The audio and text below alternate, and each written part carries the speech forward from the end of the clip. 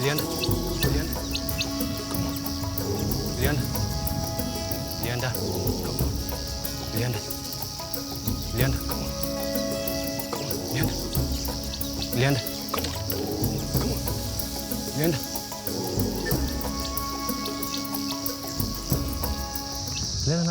Au pied du mont Kenya, à la pointe est du plateau de Laikipia, se trouve la terre Maasai de Lewa. Lewa, en langue Maasai, signifie « les hommes ».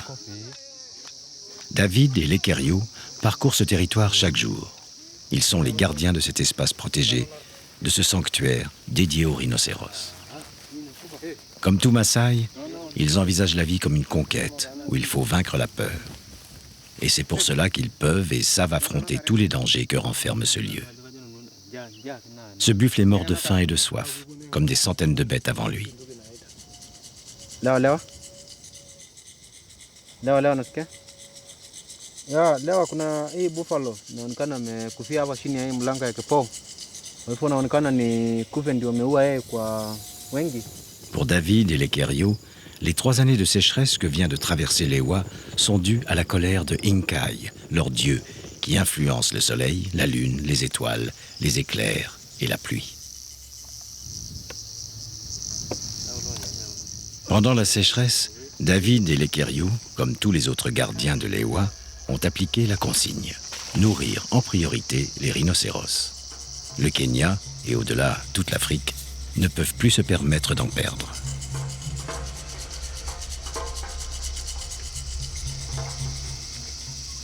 Lewa est un espace fermé de 16 000 hectares. Une seule ouverture, large d'une trentaine de mètres, permet aux animaux d'aller et venir. Seuls les rhinos sont interdits de sortie. Dehors, le danger pour eux est trop grand. Les 2 gardiens vérifient que le petit muret de pierre qui sert à les stopper n'a pas été endommagé par les dernières pluies tombées, enfin, il y a une quinzaine de jours. David a découvert un rhino mort de vieillesse. Dans ces moments-là, il éprouve toujours un sentiment de tristesse. Yann, le propriétaire des terres, vient se rendre compte de la situation. Il prend soin de récupérer la corne afin qu'elle ne tombe pas aux mains des braconniers. C'est le père de Yann qui a transformé son ranch en sanctuaire pour les rhinos. Il fallait stopper le déclin de l'espèce, leur offrir à la fois liberté et protection. C'est aux Maasai que le père de Yann s'est adressé pour cette mission délicate. Il savait que seuls les hommes d'ici étaient capables de faire face aux dangers d'un tel environnement. Il y a une dizaine d'années, un professionnel de la sécurité est arrivé sur Lewa. Il a entraîné et armé les gardiens Maasai, les a organisés en véritables bataillons anti-braconniers. Quand David et ses compagnons patrouillent dans le bush, ils campent tous les 2 soirs dans un lieu différent pour ne pas se faire repérer par les trafiquants prêts à tout pour ramener des cornes de rhino. On leur attribue des vertus médicales et aphrodisiaques qui se vendent à prix d'or sur le marché asiatique.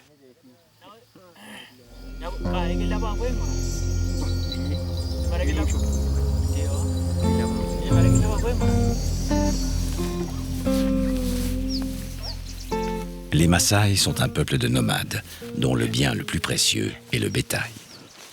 Avant de travailler au sanctuaire le Lewa, David percevait les rhinocéros comme une menace. Ils étaient en concurrence avec les troupeaux de vaches et de chèvres de son village pour la nourriture. Mais les temps ont changé. Et David a pris conscience que sans la protection des Maasai, cet animal préhistorique allait disparaître. Ce petit rhino a 1 an. Abandonné par sa mère, c'est David qui l'a nourri au biberon.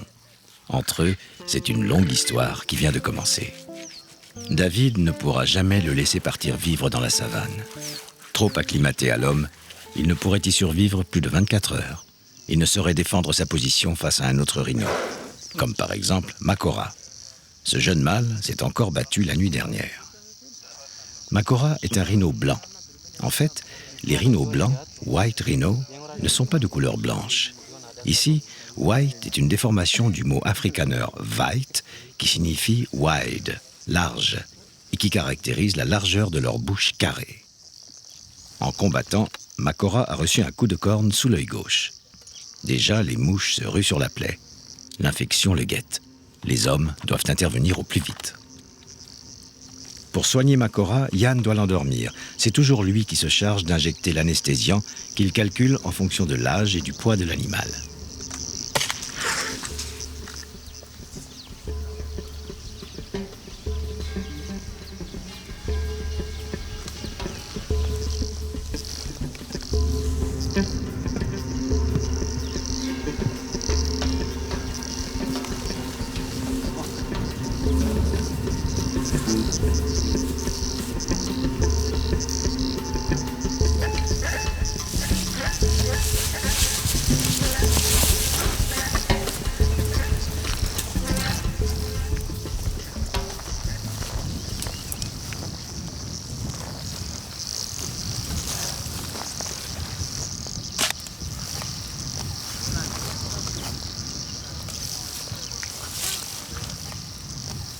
Good shot, huh?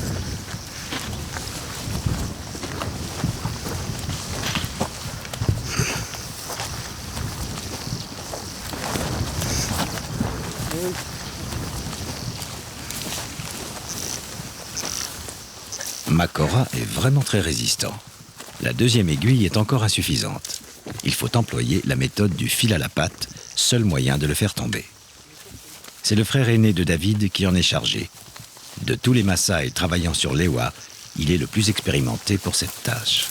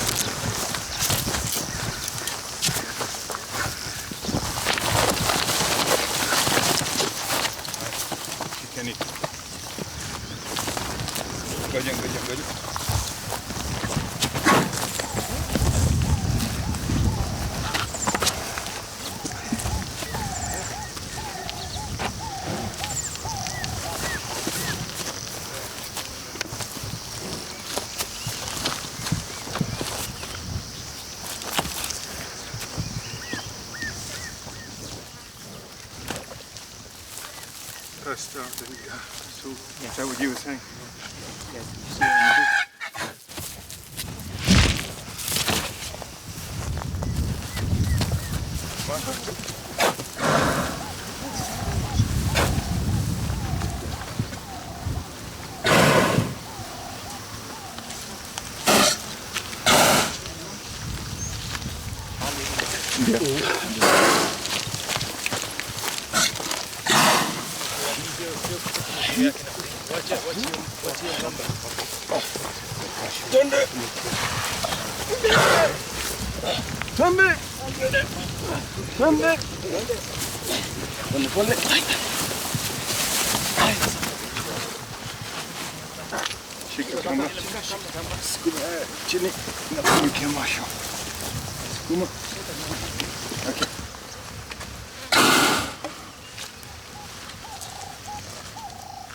Yann applique un antiseptique afin de stopper l'infection. Et David arrose le corps pour éviter qu'il ne se déshydrate.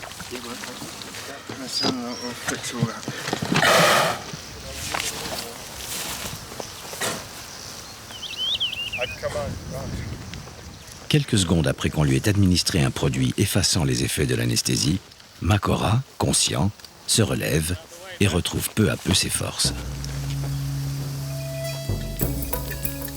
David et les Kerio, comme les autres gardiens, habitent dans les villages limitrophes de la réserve et tous les 2 mois rentrent chez eux. Avec leur salaire, ils achètent du bétail. C'est le père de David qui les accueille. Il est le chef du village, celui qui décide des migrations de la communauté en fonction de l'abondance des pâturages.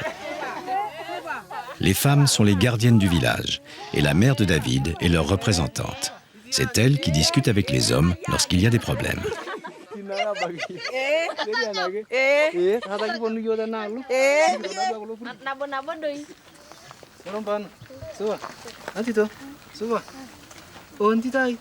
À chacun de ses retours, David quitte rapidement son uniforme. Au village, ils sont plusieurs à exercer ce métier qui les éloigne de chez eux. Et tous, lorsqu'ils reviennent, retrouvent immédiatement leur place parmi les leurs. Pour les Maasai, Lewa est un endroit de paix. Et ceux qui y travaillent méritent attention et respect. David est heureux de saluer son père, sa mère, les enfants, mais surtout, il a envie de rejoindre le groupe des jeunes guerriers avec qui il a été élevé. Ces jeunes guerriers sont appelés les Ilmuran et sont pour David aussi importants que sa famille. Toute la société Maasai est stratifiée en groupes d'âge.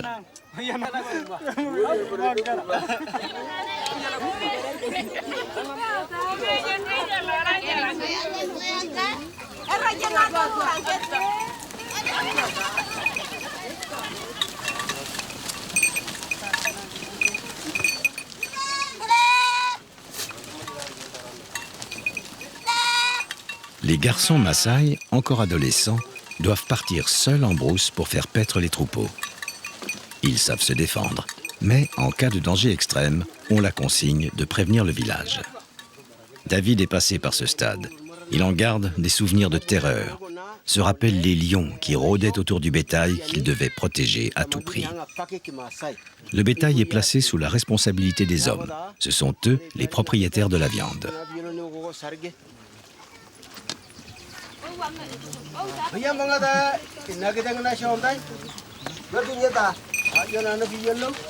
Pour fêter le retour de son fils, le père de David a offert un bouc au jeune guerrier.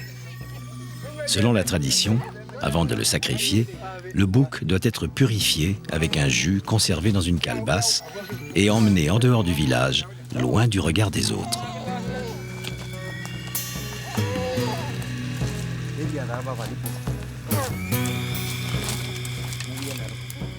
Les jeunes guerriers l'étouffent, puis l'émasculent, car il est interdit de consommer la chair et le sang d'un animal fertile.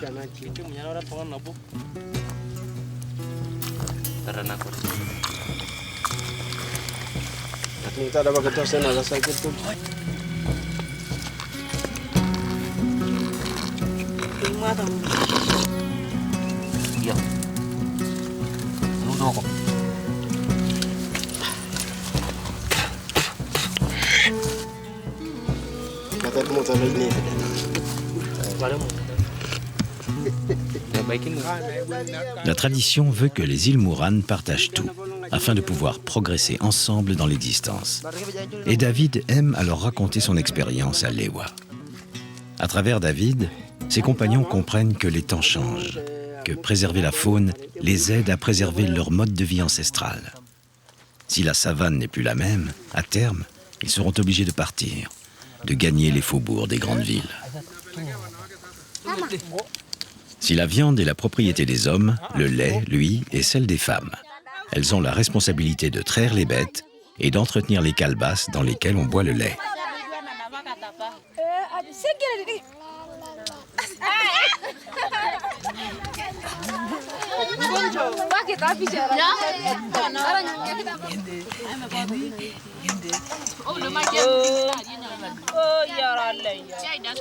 Au village, il est interdit de mélanger le lait avec la viande, et les femmes se tiennent donc à l'écart des hommes.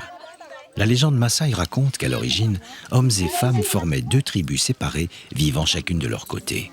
Aujourd'hui encore, la scission est présente, et chaque tribu dépend l'une de l'autre pour sa consommation de viande et de lait.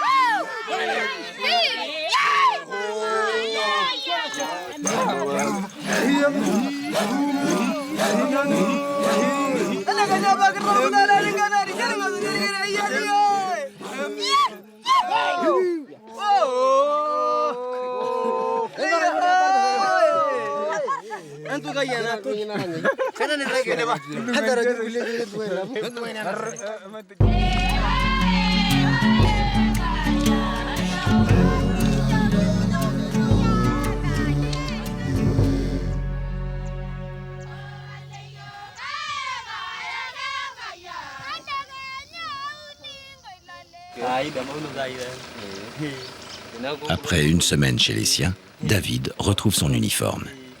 Il s'est rapidement adapté à ces deux modes de vie très différents et ne saurait dire lequel des deux il préfère.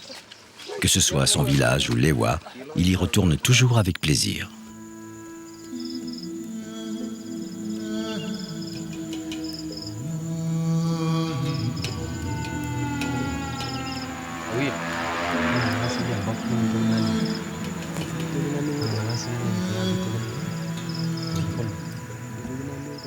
David et les Kerio ont pour mission de localiser un éléphant porteur d'un radiotransmetteur, le tracker. Quand David et les Kerio sont sur le terrain des éléphants, ils font toujours extrêmement attention. On ne se méfie jamais assez de leur rapidité. De nombreuses histoires Maasai relatent de tragiques accidents avec l'animal. Attirés par la tranquillité qui règne à Lewa, lors des dernières pluies, les troupeaux ont franchi la porte de la réserve. Actuellement, plus de 200 éléphants y vivent. C'est une population beaucoup trop importante pour un si petit espace et pour de si gros mangeurs. Les problèmes de nourriture ne vont pas tarder à surgir.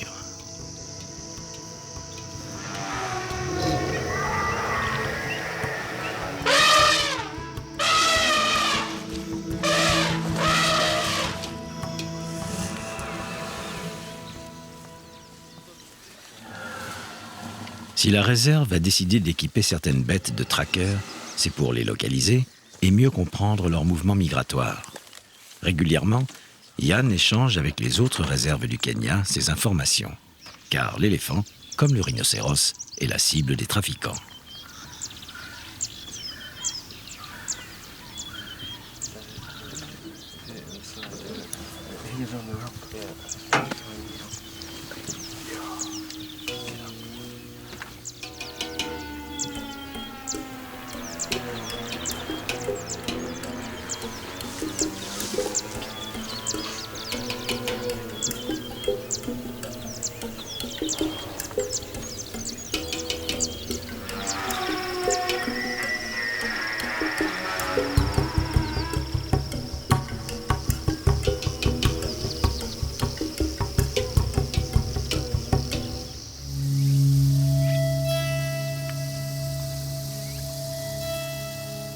Milionda est un rhino que David connaît bien.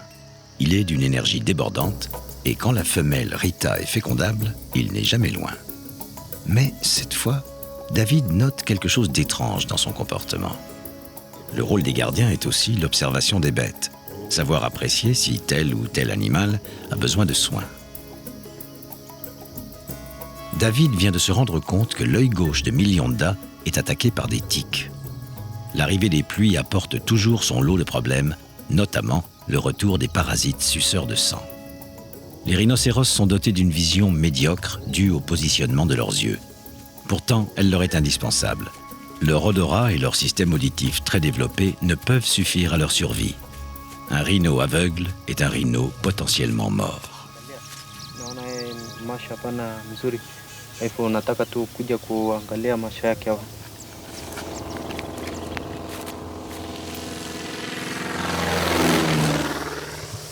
Peu après l'appel de David, la procédure habituelle des captures s'est enclenchée. Milionda est rapidement localisé par avion.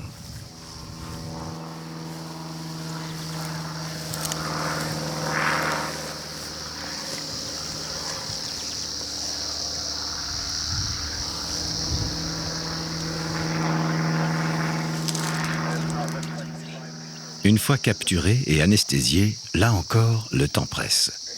Chez un animal comme le rhino, l'anesthésie cause un stress immense.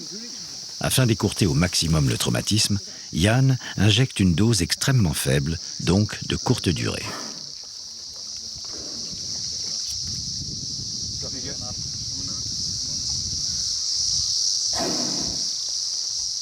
En 15 jours, sur les 39 rhinos vivant à Lewa, 2 ont eu des problèmes de vue.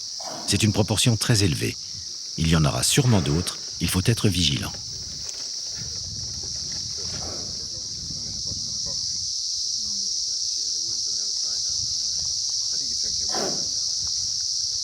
I've got some betadine spray.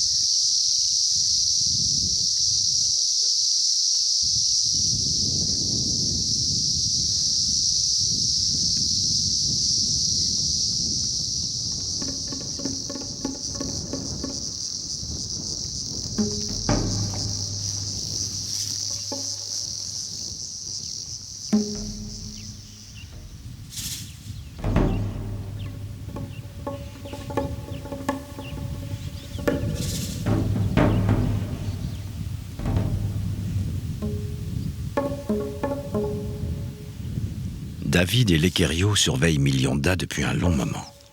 Ils sont inquiets. Le rhino, tête baissée, n'a pas bougé du bosquet. A-t-il mal vécu l'anesthésie? La dose était-elle trop forte pour lui?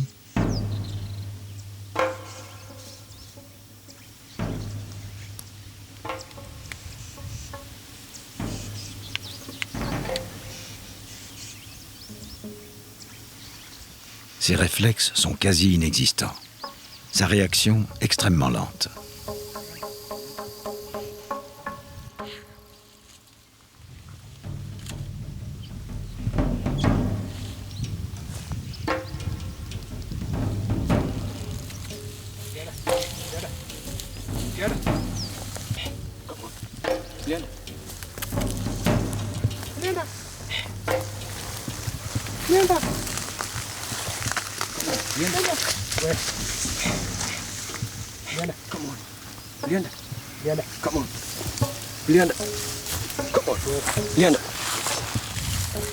Il décide de le stimuler, de l'inciter à retrouver au plus vite sa vitalité.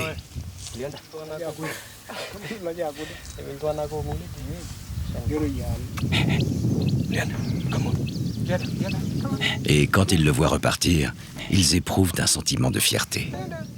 Chaque rhino sauvé est une victoire sur les braconniers, un succès personnel. Pour David et Lekerio, protéger les bêtes sauvages de Lewa, c'est préserver cette terre Maasai peuplée il y a encore un siècle de lions et de rhinocéros. Une terre où seuls les plus braves parmi les hommes osaient s'aventurer.